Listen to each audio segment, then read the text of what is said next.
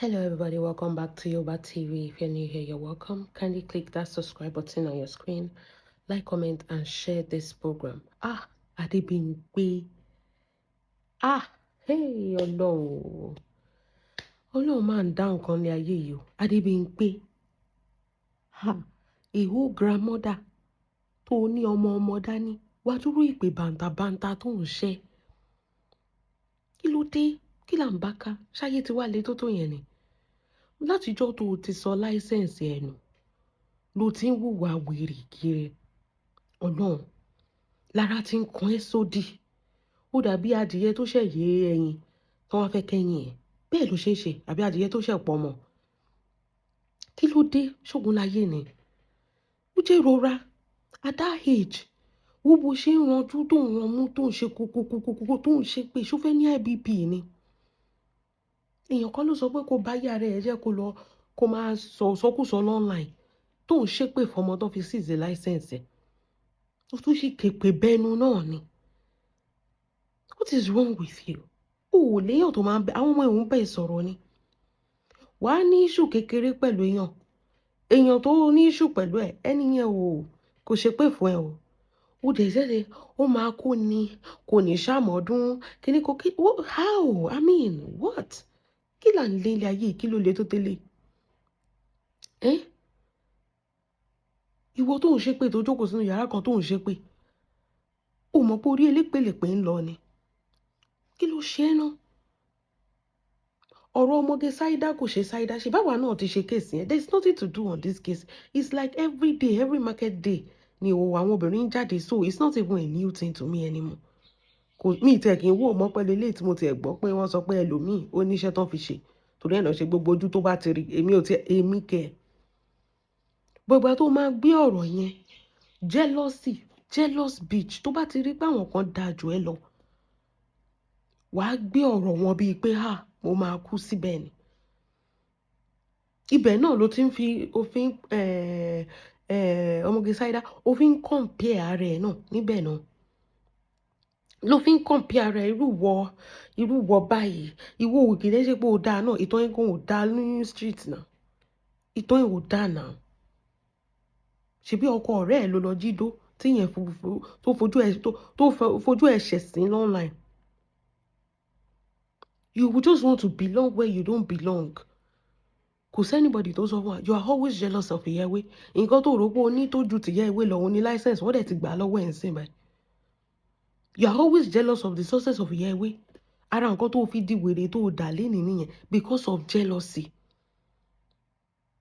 Jealousy ló sún ẹ tó ń bá yí ẹ̀jẹ̀ díẹ̀díẹ̀.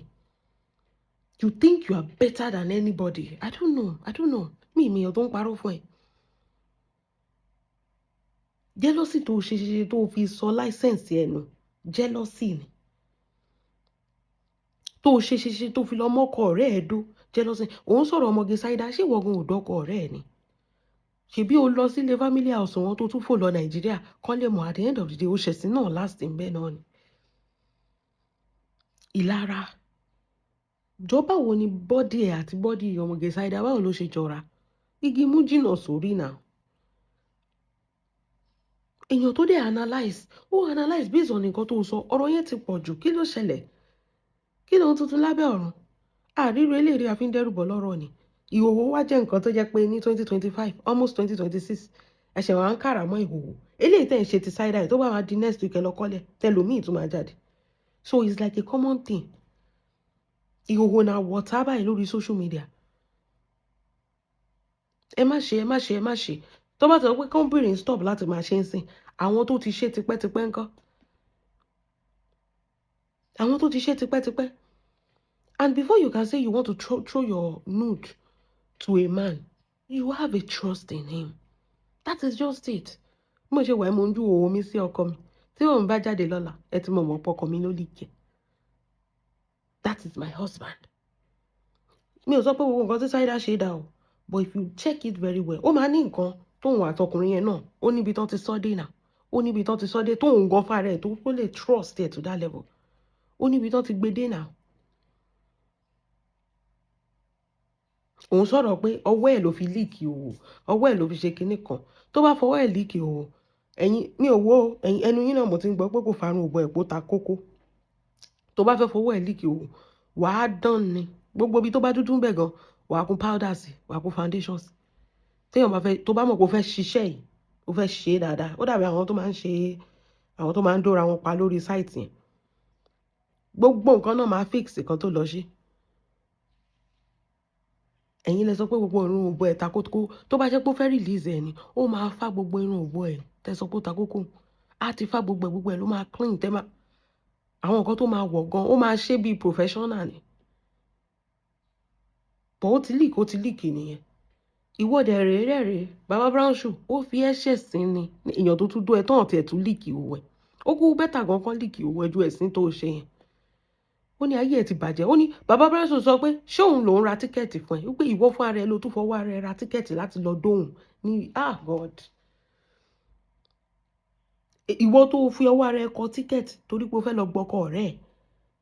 ṣé èèyàn wọ́ sí ju ìwò àìlè báyìí wọ́n ju òwò síra wọn ni ìwọ wọn dó ẹ wọ́n tún fi ẹ̀ṣẹ̀ sí máa yẹn tó wá describe gbogbo ẹ̀ ṣe rí pé kìkì omi ni bíi fountain so kí wá ní ìyàtọ̀ láàrin ẹ̀yìn yẹn èèyàn tó dẹ̀ sọ̀rọ̀ sọ pé nǹkan tó sọ ò dáa yes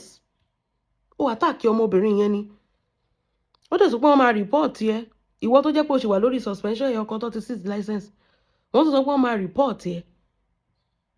ẹni yẹn ló sọ ó ṣe sọ pé kẹ́ni yẹn go ahead report me kíní kan they are going to translate and everything but no èpè wọ́n máa kú ni wọ́n máa ṣe ẹ̀sìn ni wọ́n máa ṣe kíní tẹ bá rí èpè bàǹtàbàǹtà mi ò tiẹ̀ mọ̀ bí tẹ ti máa ń rírú àwọn èpè burúkú bẹ́ẹ̀ àwọn ìjìnlẹ̀ èpè tó jẹ́ pé mi ò tiẹ̀ lè kíráàmù ẹ̀ torí kan mélòó ni gbogbo Yorùbá tẹ́mi mọ́ tẹ bá rí èpè burúkú bẹ́ẹ̀ pé èèyàn kan ò ní ṣàmọ̀dún tẹ bá rí bó ṣe ń ṣépè fún kí ló dé ṣógun láyé ni ìwọ rọrọ lórí social media ó ganu sí àwọn náà mọ̀rọ̀ ẹ̀ lórí social media wọ́n ganu sí is a public space kí ló wá fẹ́ pé ọ̀rọ̀ Saida yẹn kí ló dé tó ganu sí ó ti sọ tiẹ̀ nìyẹn you should expect people to ganu sí náà lórí nǹkan tí ìwọ náà sọ lórí ọ̀rọ̀ Saida tí ò gé fọ́ ni so you want to talk about somebody and you don't want other people to talk about you it doesn't work like that in as much tó bá ti lè sọ pé òkè o ọ̀rọ̀ social media is a public space I can say what I want of course people too will come for you they go say what they want now so why the babara why tó wá jẹ́ pé wá képe sẹ́nu kìíní because wọ́n kẹ́ ẹ lára pé number one wọ́n ti report wọ́n ti gba license wọ́n ti suspend ẹ̀ number two báyìí wọ́n á kókó fún ẹ ní sack letter èmi ò mọ́rú nọ́ọ̀sì tiẹ̀ rí nọ́ọ̀sì tiẹ̀ ló máa ṣe wèrèwèrè káàkiri kò sí educative show kò sí show kan tó jẹ́ pé ó ṣe kínní èpè òṣì náà ni kó máa bring èèyàn down náà ni kó máa dókó kiri náà ni kó máa dókó ọ̀rẹ́ dàdí òpònú ó mọ èjì tó wà tó ti lọ dó Gàdáfì máa yẹn ò sanwó tíkẹ́ẹ̀tì kò sọ anything ó tún sọ pé tóun bá jẹ́ èèyàn tó invite òun lòun máa kọ tíkẹ́ẹ̀tì fún ẹ ìwọ gan fẹ́ lọ spite ni now